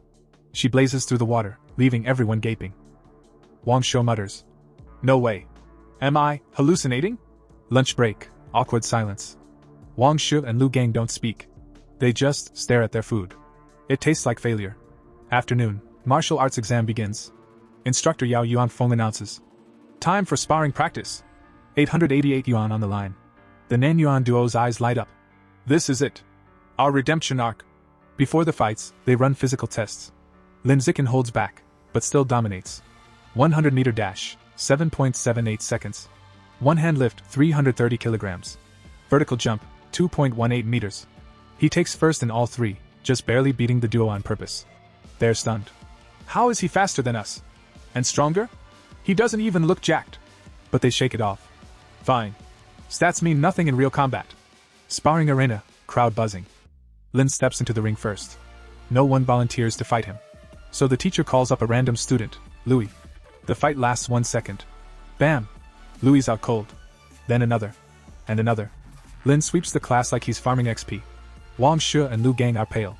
He didn't even go all out in the tests. Suddenly, Hugh stands up, pointing at Lu Gang. You! Let's go! Lu Gang grins. I'll end this in 30 seconds. 30 seconds later, Hugh's on the floor, coughing up his lunch. Lu Gang smirks. Good technique, but still weak. Then Lin steps forward. Now it's my turn. Lu Gang freezes. But pride won't let him back down. He charges. And Lin's figure vanishes. Before he can blink, wham! Lu Gang flies out of the ring, hits the wall, and doesn't get up. The crowd explodes again. Only Wang Shuo remains standing. Everyone starts chanting. Go avenge your bro. Don't chicken out. Wang Shuo snaps. Shut up. I was gonna fight anyway. He charges at Lin with everything he's got. And Lin just catches the punch midair. With a single counter-strike, Wang Shuo flips upside down, crashes into the floor, and starts foaming at the mouth. Game over. Lin Zikin doesn't even break a sweat. He checks his system. Survival of the fittest achievement, progress updated. But then he realizes, repeats don't count. That means, only the girls are left. He glances around, wondering if any of them will even dare. And to his surprise, every single one of them raises their hand, smiling. Oh, he says. This might get interesting. A swarm of blushing girls floods the ring, hearts practically floating out of their chests, all itching for a chance to face Lin Zikin. First up, Chu Yutong bravely waves her hand and jumps in, moving faster than you'd expect from a high schooler. She launches a flurry of attacks, but Lin? He's on another level. Dodging effortlessly, leaving after images behind, Chu can't even touch him. She lands gracefully, sighing. Wow, his speed is insane. Close but no cigar. Face with tears of joy. And just like that, one by one, the other girls step up. Lin Zikin holds back. He's not here to hurt anyone, just to rack up wins and finish his survival of the fittest achievement. Match after match, he easily defeats every girl, all while staying casual. Officially undefeated, but unofficially? He's just getting started. Before he can pout about the lack of tough opponents, the teacher drops a bomb. In 1 month, your class will spar against the strongest regular class in the second year. Be ready! Direct hit. Lin's eyes sparkle. Finally, real competition. Meanwhile, the previously arrogant Lu Gang slinks over, humbled, and admits. Okay. Lin Zikin, you're officially my rival for the next 3 years. Wang Shuyer isn't far behind, grumbling about avenging his humiliation. Lin? He's already counting the cash he's earned from exam prizes, over 3,000 yuan. Beast meat, here he comes. Money with wings. Night falls, and Lin's mind turns practical. He's still short on beast meat. Solution? What novel hustle. With his celestial root of wisdom, the first chapter practically writes itself. Morning brings a contract from Yuan, Cha-ching. Scroll. Then, horror hits. A news alert, a giant mutant rat, over 5 meters long, attacked a frozen meat facility. One heroic cyborg tried to stop it, got bitten in half. Explosions ensued, rat obliterated. Lin stares at the photo in disbelief. Shanghai has monsters, and he now realizes the city is crawling with potential nightmares. Face screaming in fear. Fast forward to the sparring day against the second-year elite class. Gym packed, excitement high. Teacher Yao Yuanfang calls a strategy huddle. Their class is stronger overall. Finish fights fast. And Lin? He rushes to the ring, eager to crush as many opponents as possible. First opponent, a tall blonde girl. She instantly complains, pointing at Lin. Why me first? I'm the weakest. Chaos ensues as Teacher Yao angrily confronts the opposing teacher. Lin is told to step down. He reluctantly complies. Cue Shanning Han, nervously volunteering as the weakest link. The blonde girl swings hard. Shanning Han blocks. Outmatched? Totally. But she survives, strategically, draining the blonde's stamina. 3 minutes in, the blonde is panting, shocked at Shanning Han's defense. A final punch ends the match, Shanning Han defeated, but victorious in spirit. Lin pats her head. You lasted over 3 minutes. Huge progress. Partying face. Next up, a brown-haired girl jumps in, sees an exhausted blonde, charges, and is instantly overpowered by the senior's superior skill. Chu Rui, fueled by determination, steps in next. She lands a single devastating punch, and the crowd goes wild. Shanning Han cheers. That's my girl. Lin casually explains. Chu Rui's victory? Easy. She just benefited from Han draining the stamina first. 2 hours in, the elite class evens the score. Teacher Yao smirks at second-year teacher Brother Fun. 4 fighters left. Real showdown begins now. Q Haiyu, cracking his knuckles like a cinematic anime protagonist. Dramatic stance, fists thirsty for battle, and then proceeds to obliterate his opponent with a swift kick. Purple-haired senior? Too slow. Haiyu dodges, counters, and knocks him out. Crowd goes wild, Chu Rui and Shanning Han cheering louder than ever. Haiyu keeps streaking, defeating 5 in a row before fatigue finally hits, defeated by the 6th. Face with steam from nose. Next, Wang Shuyer, the Nanwan duo's hope. He goes all out, demolishing 10 opponents in a flurry. Exhaustion eventually catches him on the 11th. Then Lu Gang, cool and confident, dispatches 2 more opponents in record time. Only one left, Wang Jinhe, a mountain of a student, fat and towering. Lu Gang laughs. I got this. Punches, nothing. Solid rubber belly vibes. Rapid attacks? Absorbed. Lu Gang is gasping, beaten by sheer size and resilience. Wang Jinhee casually lifts him, hurls him out of the ring. Elite class now down to one fighter, Lin Zikin. Teacher Yao exhales, unsure, but encourages Lin. Do your best. Experience matters. Lin just smiles. Don't worry, I've got this. Smirking face. The stage is set. The final battle of the day. Gym practically shaking. Stakes sky high. And Lin Zikin? Calm, collected, ready to sweep everyone and continue his achievement grind. Lin Zikin steps into the ring like a calm storm, and Wang Jinhee towers over him, or at least he thinks he does. The massive guy eyeballs Lin and scoffs. This weak-looking kid? My class's final ace? From the sidelines, Sheninghan, Chu Rui, and the girls aren't having it. They start chanting, heckling him with arrogant fatty, and teach the dead pig a lesson. Pig-face collision. Annoyed by the taunts, Wang Jinhee decides to be generous. Like, ridiculously generous. He offers Lin a handicap. I'll just stand here and let you hit me 10 times. Go ahead, don't complain later that I was bullying a smaller opponent. Lin Zikin's eyes light up. 10 free hits? Don't mind if I do. Without hesitation, Lin launches a single, devastating punch straight into Wang Jinhee's massive belly. The force? Astronomical. Wang Jinhee spins like a ragdoll, crashes onto the floor, and is instantly KO'd. Flushed face silence. Then, the elite class erupts into tears, cheers, and celebration. It's chaos. Even Wang Jinhee slowly opens his eyes, muttering in disbelief. This makes no sense, unscientific. Meanwhile, the second-year teacher sidles up to Yao Yuanfang, whispering, That kid is insane. One punch and Wang Jinhee goes down. Reminds me of Wyan. Yao laughs. Strong, yes, but Lin Zikin isn't Wyan Ching level yet. That guy terrorized the principal as a first year. Lin, curious, steps over. Who's Wyan? Cue the legend recap. Yao excitedly explains, Wyan Ching, a first-year prodigy from a few years back, demolished the entire third-year elite class. Stats? 100-meter dash in 6.12 seconds, 3.96 m vertical jump, and a one-handed 650 kilograms barbell lift.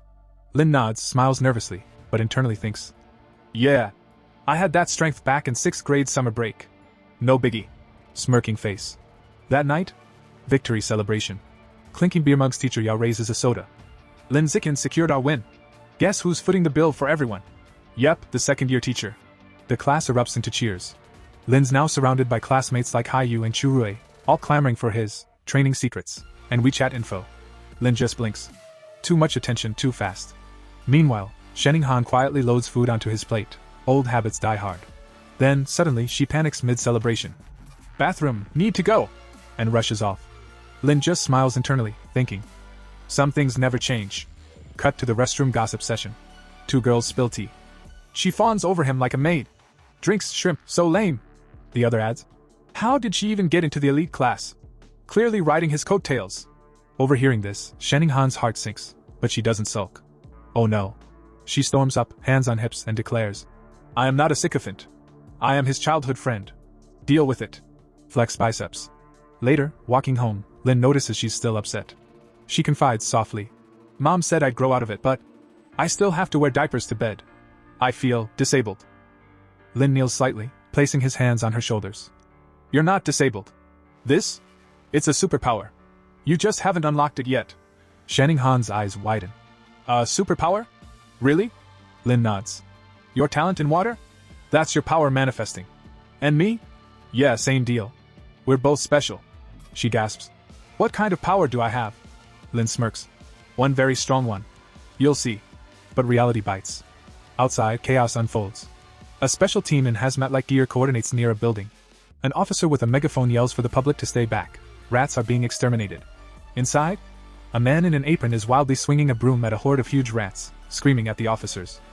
Stop! Don't kill my brothers! He charges them, full-on fury mode. Sheninghan whispers, horrified. Has he lost it? Lin shrugs, grim. Maybe, but some people are just like that. Pathetic yet tragic. They agree it's time to head home, because sometimes, reality is just too wild to watch. Later that night, Lin Zikin is chilling at home with his parents, only to have the evening vibes completely ruined by the news. The anchor reports that a young female teacher went missing last week, and she's still MIA. Cue mom, Zhang Wangxin, freaking out. That's the 4th one this month. Dad, ever the pedant, corrects her. 5th. Definitely 5th. The broadcast flashes photos of young, attractive women and warns everyone not to wander alone at night. Mom looks at Lin Zikin dead serious. You better not let Shanning Han go anywhere by herself. Lin just smirks and promises to keep her safe. Meanwhile, over at the Shanghai Public Security Office, the dude from the market, remember the one freaking out over rats, has been arrested. The cops are chatting with the doctor, wondering if he's mentally ill. The doctor shrugs. Not sure, he won't talk. Which is weird because earlier at the market he was screaming like he was auditioning for a horror movie. Suddenly, both the officer and the doctor do a double take. The man starts mutating. His body twists, grows, and warps, and boom! In front of their eyes, he becomes a giant, terrifying, aberrant rat. Cue the horror music. Rat face screaming in fear. The officer screams into his radio like it's the end of the world. Send the cyborgs! Now! They open fire, but bullets barely tickle the beast. To make matters worse, the female officer reports. All cyborgs are on other missions. Director grimly adds. Back up? 10 minutes away, and our ammo won't last that long. Plan B, lure it to the suburbs. The cops hop into a van, speeding through the city streets while the rat beast leaps between buildings like it's playing parkour. The van flips, crashes, chaos ensues, and the female officer hangs upside down, thinking, well, that went poorly. Just when it looks hopeless, enter the purple-haired cyborg.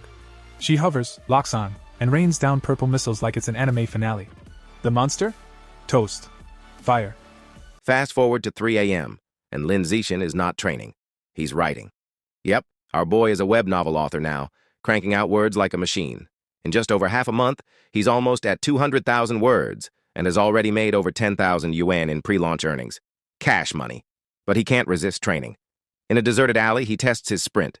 3.43 seconds for 100 meters. Vertical jump 7.22 meters. He's basically becoming a saintly body. But then, no. He turns to see a grotesque rat-like humanoid, a mouse man, chomping on a human arm. And it talks. Yep, it begs for its life, promising annual respects once it's full. Lin Zixin, ever the realist, realizes this is probably connected to the mutant rat from the news. The mouseman panics, thinking Lin is dinner. It lunges like a pinball on steroids. Lin Zixin? Calm. He meets it head-on with a devastating kick. The mouseman flies across the alley, clutching its chest, stunned at how a weak-looking student could pack such a punch. Before it can recover, Lin grabs rocks like he's in an action movie and unleashes a frenzy of precise throws. The mouseman doesn't stand a chance. Moments later, the alley is quiet. The creature? Obliterated into a steaming pile of bones. Lin touches the remains, and blue energy surges into him. System notification, plus 7% progress toward his codec achievement. Not bad, but he's still a bit salty. It wasn't 5% like last time. Moments later, the purple-haired cyborg arrives, hovering over the bone pile, muttering, "Who the heck killed this thing?" Meanwhile, in a shadowy building, things get seriously creepy. A hooded cultist drags an unconscious woman to a glowing red summoning circle. He's about to offer her to the Lord Rat God, who is apparently very hungry and not impressed with tiny human portions. The cultist tries to explain, but the rat god isn't having it. It demands bigger prey, or even young men if women are scarce. Then, a bloody chunk of meat lands in front of the cultist. He gobbles it like it's fine dining, muttering thanks to the Lord Rat God. Suddenly, massive red tentacles shoot out, lift the girl into the air, and the multi-eyed rat god eats her whole. Crunch, chew, gulp. The cultist probably wishes he had a backup plan. And just to rub salt in the wound, the rat god complains, "Don't feed me ordinary people next time. Nobles only. I want tender meat." To help Xining Han boost her martial arts grades, Lin Zixin takes on the role of personal coach extraordinaire, hosting special training sessions at her house. In one particularly intense session, he corrects her stance, adjusts her shoulders, and fine-tunes every arm movement like a martial arts perfectionist. Balance, power, precision, he instructs with the seriousness of a sensei, and just enough smirk to remind her he's awesome. Once her posture is perfected, he tells her to hit him with everything she's got. She lunges with determination, throwing a punch full of intent. Lin Zixin casually catches her fist, grinning, "Nice angle! Much more power!" He even grabs her follow-up kick, points out a flaw, and physically nudges her leg into the correct position. Xining Han collapses onto the floor, sweaty and panting, but she beams. "I can actually feel my strength improving." Still kneeling, she looks up at him with determination. 3 times a week isn't enough. Can we train every day?" Lin Zixin chuckles and shakes his head. "Daily high-intensity training would fry your body. 3 times a week is plenty." Xining Han sighs, but wisely decides to stick to the plan. For now. Just then, Lin Zixin's phone buzzes. Curious, Xining Han leans in. He scrolls through 2 headlines. 1. Gian Corporation to provide free treatment for former mechanical prodigy girls disabled by early modifications. 2. Beijing University prodigy fuses with thousand-threaded spider beast gene, youngest person ever to achieve dual gene fusion. Lin Zichen's jaw drops at the second one. This is the genius from the capital he's been competing with for years. Most people can't handle gene fusion until adulthood. The backlash is brutal. But this prodigy pulled it off at just 18. Lin Zichen leans back, impressed, and slightly envious. So yes, gene fusion can make you ridiculously OP. Meanwhile, at home, Lin Zichen's other life is booming. His web novel is a hit. Comments call him a tentacle monster for posting 50,000 words in a day.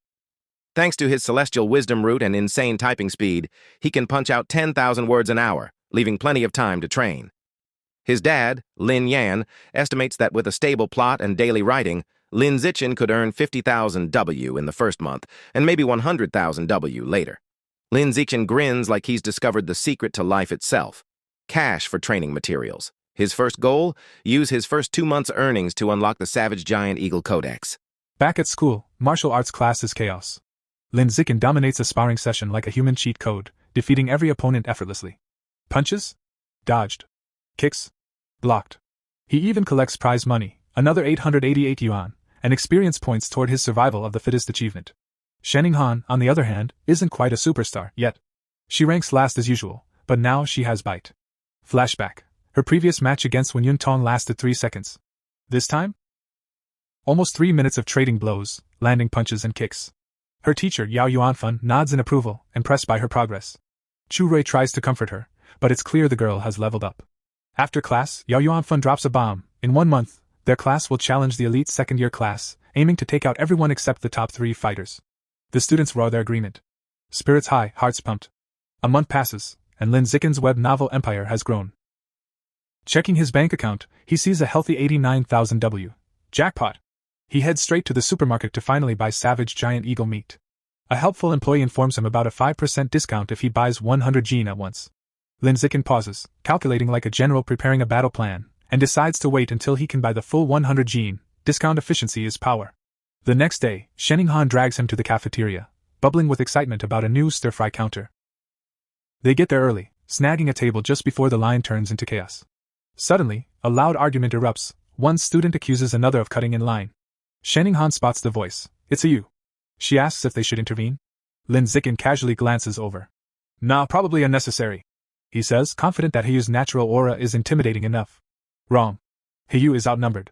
The leader of the bully crew calls him a punk and surrounds him with friends. Panic? A little. But Lin Zichen? Cool as ever. Shadowed face, calm tone, he clamps a hand on the bully leader's shoulder. Please line up properly. The leader smirks, challenging him. Lin Zichen just grins slyly, pulls out his phone, and says, I'll report you. The leader scoffs. Reporting is shameful. Lin Zichen leans closer, voice calm, deadly. Cutting in line? That's way more shameful. The bullies, now realizing they picked the wrong fight, retreat in frustration. Cafeteria peace restored. Lin Zichen sits back, takes a bite of stir-fry, and thinks, yep. This is why people like me. The scene shifts to a lavish villa in one of Shanghai's wealthiest districts, where the rat god cult is holding a secret meeting. Shadows dance across the room as the cult leader, a mysterious man in a black hooded robe, sits on a throne-like chair, addressing his followers like a dark CEO of evil. Sha Chang is dead, he announces, voice dripping with foreboding. He went crazy at the market and provoked the security squad. One cultist mutters, good riddance, and a few others nod in agreement. The leader's eyes then glitter as he introduces a newcomer, a young man stepping into Sha Chang's shoes. He relays a chilling new command from their Lord Rat God. From now on, the cult must only capture and sacrifice nobles. Ordinary people? Too bitter. Only the creme de la creme will do. A couple of cultists raise concerns. Capturing nobles is too risky. One missing rich kid, and the authorities will come down on us. The leader, unfazed, suggests starting with the sons of wealthy but powerless merchants, high value, low risk. Then, turning to the newcomer, he says, You're new. Don't go after nobles yet. Just capture a handsome young man as a practice sacrifice for one of our subordinates. The newcomer's hood hides his face, but his grin is unmistakable. I won't just capture any handsome man. I'll offer the most handsome man in the entire city to the divine child. He declares, exuding eerie confidence. Meanwhile, back at school, Haiyu is still stewing over the cafeteria incident. He informs Lin Zichen that the students who cut in line are from Class 3 of the second-year honors class, the same class they're scheduled to challenge. Lin Zichen, leaning casually against the lockers, quips, Good grades don't guarantee good manners. His expression darkens as a news alert pops up. Another wealthy heir has gone missing, the 5th in a row. No ransom demands. The pieces click into place. The rat god cult is active. Lin Zikin grimly notes. They're targeting nobles now. The day of the class showdown arrives. The students gather in a massive gym with 2 fighting rings, tension crackling like static electricity. The cafeteria bullies glare at Haiyu, and he gives them a defiant gesture back. The rings roar to life as the sparring matches begin. Shanning Han steps up first. Her opponent, a senior from the honors class, launches a fierce kick. Shanning Han blocks it and promptly gets crushed by the sheer force. Down she goes. The seniors continue to steamroll the first years. Chu Rui and others are swiftly defeated without landing a single hit. Victory for the first years finally comes when a muscular, short-haired girl lands a powerful kick on a senior, but it's short-lived. A red-haired senior storms the ring, a whirlwind of destruction, knocking out 9 first years in under 10 minutes, including 3 boys. The first-year survivors are now down to 4. Lin Zikin, Wang Shuo, Lu Gang, and Haiyu. The second-year class has only lost 5 students, all girls. Their teacher Yao Yuanfang clenches his fists, realizing the gap in strength is frightening. Haiyu, your turn. Yao Yuanfang instructs. He's tasked with taking on the remaining 6 female seniors. Motivated, and admittedly distracted by the thought of fighting attractive seniors, Haiyu confidently agrees. True to his word, he defeats all 6 girls with surprising ease. Then it's the boys' turn. A senior from the honors class storms into the ring, stomping menacingly. Ready to die? He growls. Haiyu smirks. This is the bully from the cafeteria. Revenge time. Wrong move. The bully is fast, blistering speed, and lands a punishing punch to Haiyu's stomach. Down he goes, knees hitting the mat. He tries to retaliate, but a swift kick sends him flying out of the ring. Humiliated and sore, he curses himself for underestimating the opponent. Now it's Lin Zikin's moment. The bully, smirking, challenges him. Wanna try your luck? Lin Zikin's eyes glint. Gracefully stepping into the ring, he thinks, finally, someone worth my attention. The crowd erupts. Cheering classmates chant. Brother Chin, crush him! Avenge Haiyu! The match begins. The bully launches a high kick. Lin Zikin doesn't flinch. He catches the kick with one hand, spins, and slams the bully headfirst into the ring floor with such force the entire gym echoes with the impact.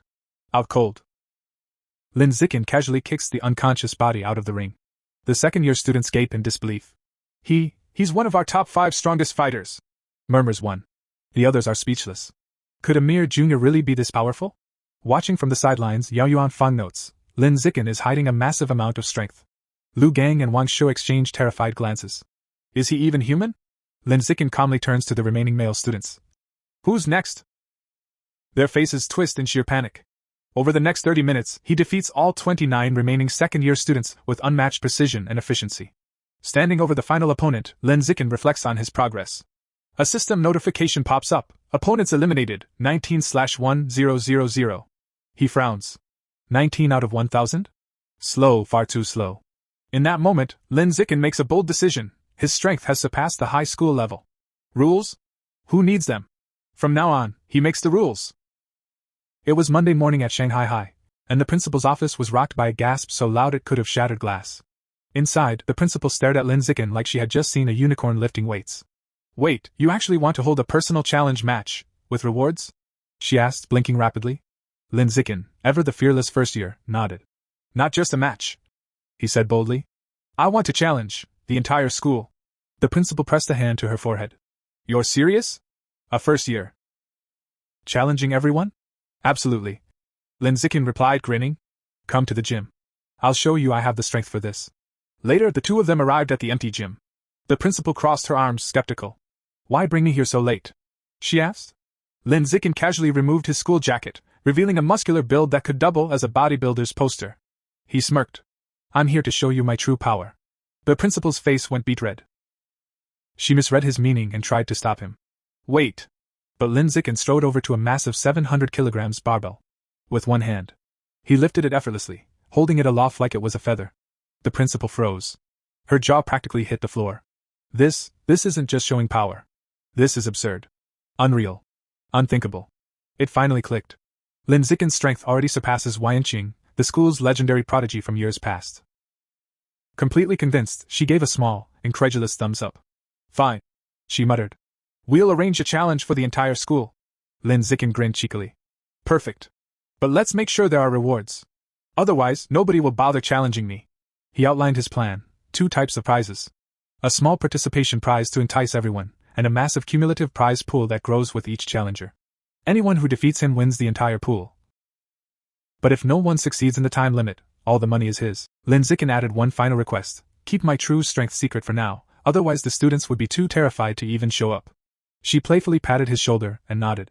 Later, she showed him the finalized plan. Perfect, he said, bowing slightly. Just then, teachers Yao Yuanfang and Lu Duran walked by. They stopped in their tracks, stunned. The principal, usually a fearsome, scolding she-devil, was smiling at Lin Zikin like he'd just given her free ice cream. Yao Yuanfeng's mind scrambled. What is going on? By 2 p.m., the gym was packed. 2 large fighting rings stood in the center, surrounded by a buzzing student body. The principal took the microphone, clearly trying to keep a straight face, and introduced Lin Zikin. She detailed his recent victories and explained the rules and prizes for his personal challenge against the entire school. Pandemonium erupted. Students shouted, laughed, and mocked the audacity of a first-year daring to challenge everyone. The principal must be insane, someone yelled. He beat the second years, so what? Third years will crush him, another argued. Lin Zikin, standing calmly in the middle of the chaos, announced. Starting tomorrow, I'll be in the gym every afternoon for 2 hours. Anyone is welcome to challenge me. Internally, he was quietly thrilled. The more angry and motivated the students, the better. Perfect for my survival of the fittest quest. And this is how this part of this manhwa ends. Also in the future I will be bringing more and more exciting videos. Please subscribe to the channel, ring the bell, hit the like button and stay tuned until the next video.